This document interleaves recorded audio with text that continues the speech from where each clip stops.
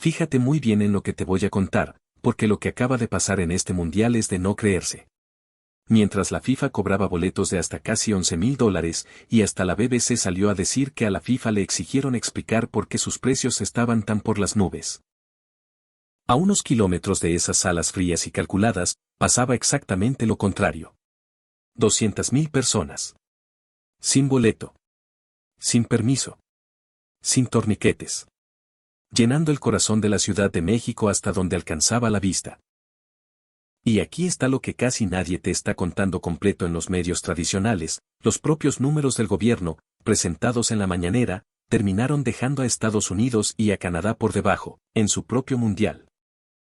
Así que ponte cómodo, porque esta historia tiene 3 capítulos, el del dinero, el del pueblo, y uno final, dentro de la cancha, que casi nadie subrayó. Y cuando los juntes los 3, vas a entender por qué esto le dio la vuelta al mundo. De un lado, la máquina. La FIFA estrenó por primera vez en la historia del Mundial los llamados precios dinámicos, ese sistema que sube y baja el costo según la demanda, como si un partido de la Copa del Mundo fuera un boleto de avión en temporada alta o una entrada de concierto que se agota en segundos. Del otro lado del tablero, la sede estadounidense, 11 ciudades, 78 de los 104 partidos, y una promesa de fiesta que, como vas a ver con cifras en mano, no terminó de llenarse como prometieron. Y en medio de todo eso, el pueblo mexicano. Que no pidió permiso para festejar. Que agarró una fría decisión de negocios y la convirtió en una lección de identidad delante del planeta entero. Esta es la historia de cómo México le ganó a la FIFA fuera de la cancha, antes incluso de que empezaran los octavos de final.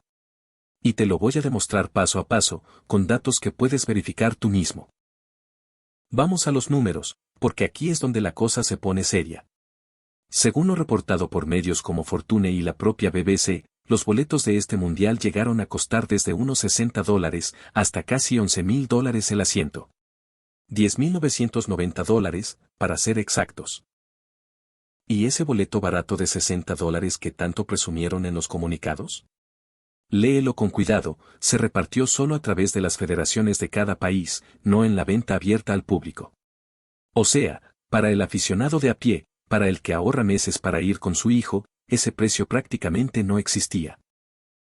En Los Ángeles, donde jugaba la selección de casa, el boleto más barato promedio para la fase de grupos rondaba los $1.040, faltando todavía 2 meses para el torneo. 1.040,52, según Fortune. Para muchísimas familias, eso es el sueldo de semanas enteras, por 90 minutos de fútbol. Y no es que a alguien se le fuera un cero de más. Es un modelo diseñado así: mientras más gente quiere entrar, más caro se pone.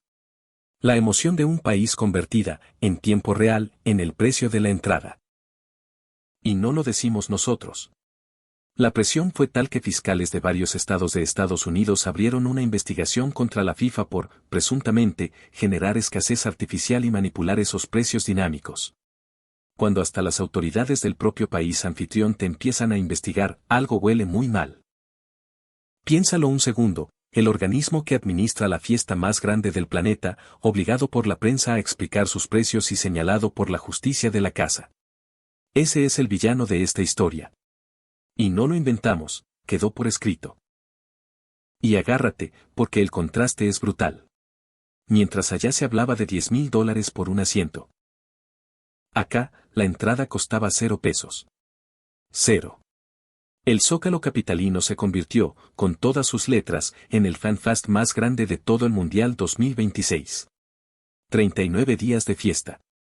Gratis. Para el que quisiera llegar caminando. En la primera semana, un promedio de más de 82.000 personas por día. Suma total de esa semana, cerca de 600.000 almas. Sin torniquetes, sin precios dinámicos, sin FIFA de por medio, sin nadie revisando cuánto ganabas. Y esa gente no llegó a mirar una pantalla y ya. Llegó a comer, a comprar, a gastar en la calle. Tacos, aguas, banderas, playeras, todo lo que mueve al de abajo. Ojo con este dato, porque es dinero real, contante y sonante. La Cámara de Comercio de la Ciudad de México calculó que solo el FanFest del Zócalo generó más de 322 millones de pesos en su primera semana. Cerca de 18 millones de dólares que la FIFA no toca. Que se quedaron en los puestos, en la comida, en los mercados, en la gente que de verdad lo necesita. Esa es la derrama que sí llega al de abajo, no la que se va en un palco de 11.000 dólares. ¿Recuerdas la noche en que México le ganó 1-0 a Corea del Sur? Esa noche, unas 200.000 personas se volcaron al Zócalo y al centro histórico. Rompieron los cercos. No de vandalismo, de pura emoción contenida. Y no fue un solo punto de la ciudad.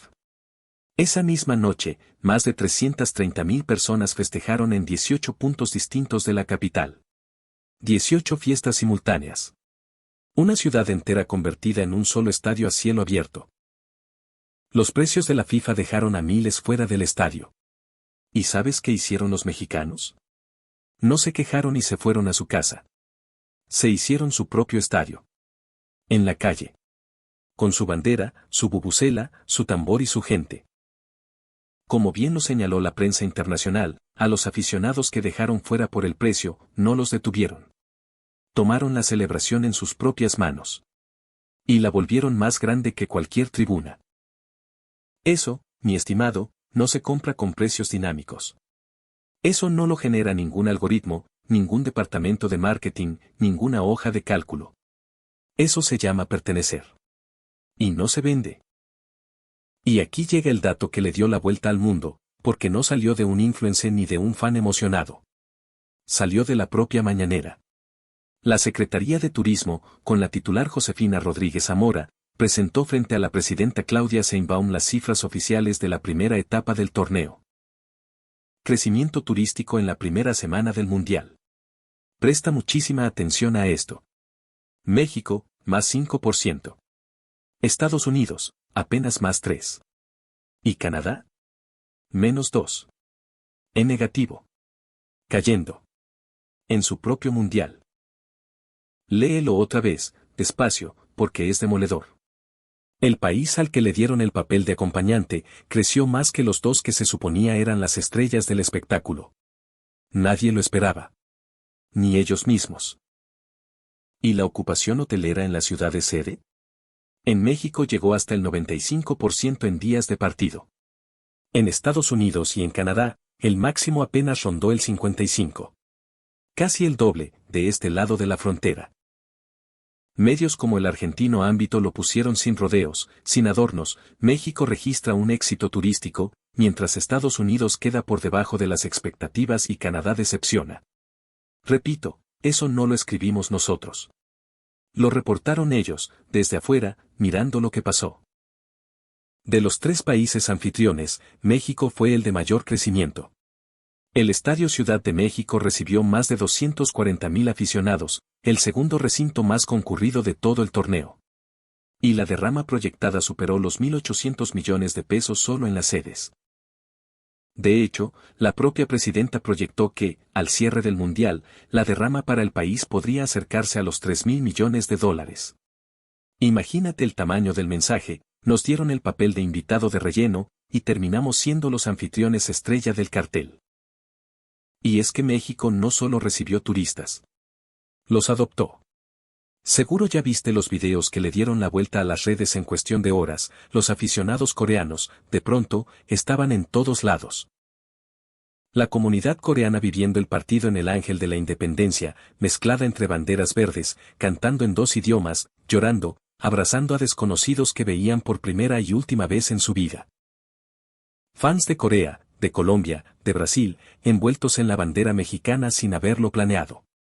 Gente que no hablaba el idioma, coreando el nombre de un país que no era el suyo, solo porque aquí se sintieron en casa.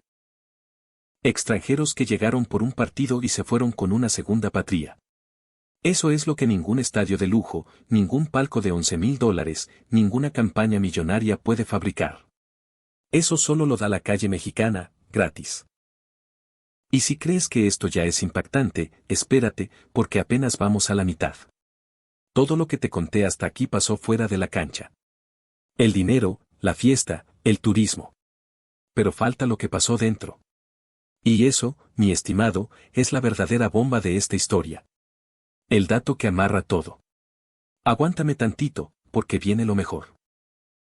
Imagínate el escenario completo. Un estadio renovado, el Coloso de Santa Úrsula reconstruido de arriba a abajo, las luces encendidas, un país entero conteniendo la respiración. Ser anfitrión no es solo poner las sillas y abrir las puertas. Es que el mundo entero te esté mirando, con la lupa encima, esperando el tropiezo, esperando la excusa para decir que no estabas listo, que te quedaba grande. Y en ese escenario, con toda esa presión encima, la selección mexicana no tembló. No cargó con el peso, lo agarró y lo convirtió en combustible. En respuesta. Aquí está el dato que te prometí desde el primer minuto, el que amarra toda esta historia. México cerró la fase de grupos ganando sus 3 partidos. Los 3. No 2. No 2 y un empate de suerte. Los 3, completos. 2-0 a Sudáfrica en el partido inaugural, con goles de Julián Quiñones y de Raúl Jiménez.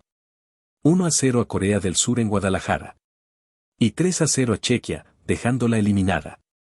3 victorias, 9 puntos de 9 posibles. Y agárrate con esto, porque es la cereza, 3 partidos, y 3 ceros en contra. 3 juegos completos sin que le anotaran un solo gol. Ni uno. La defensa, blindada. El arco, cerrado con candado. Y esto es lo verdaderamente histórico, lo que casi nadie subrayó en el ruido de las redes, es la primera vez en toda la historia de México que la selección gana sus 3 partidos de la fase de grupos de un mundial. La primera. En más de 90 años yendo a Copas del Mundo. La primera. Y lo hizo como país anfitrión, con la presión más alta que existe, con figuras como el veterano Guillermo Ochoa bajo los 3 palos y el jovencísimo Gilberto Mora escribiendo su nombre en la historia siendo apenas un adolescente. Ahora súmalo todo, en una sola imagen. Mientras la FIFA cobraba $11,000 el asiento y a Estados Unidos se le quedaban las gradas a medio llenar en su propio torneo, México llenaba el Zócalo gratis, lideraba el turismo de los 3 anfitriones, y encima barría dentro de la cancha. Ese es el titular completo que no te dieron. Que la FIFA se quede con sus precios dinámicos y sus millones. Que las gráficas digan lo que quieran decir de las otras sedes, de los estadios a medio llenar. Porque el corazón, la fiesta en la calle, la derrama que sí llega a la gente, y el mejor arranque de la historia de nuestra selección, ya los ganó México. Los 3. Y los ganó por goleada. Nos quisieron dar el papel de invitados de relleno en nuestra propia fiesta. Y terminamos siendo los dueños de la casa. Los anfitriones que el mundo no va a olvidar. Porque se puede tener el estadio más caro del planeta, y aún así no tener lo que sobró aquí, gente. Orgullo. Y ganas de festejar por el simple hecho de ser de aquí. Y hoy empieza el siguiente capítulo, porque México ya está metido en la ronda de eliminación directa, jugándose la vida a un solo partido. Así que dime tú, aquí abajo en los comentarios, ¿crees que esta selección tiene con qué llegar hasta el final del Mundial en casa, o el sueño se frena en esta ronda? Déjame tu opinión aquí abajo, sin miedo, porque en este espacio tu voz es la que manda. Y si te sientes orgulloso de lo que México le mostró al mundo entero, revienta ese botón de me gusta, suscríbete y activa la campanita. Porque esta batalla apenas comienza, y yo te voy a contar cada capítulo. La verdad de México ya está allá afuera. Y aquí no la vamos a callar.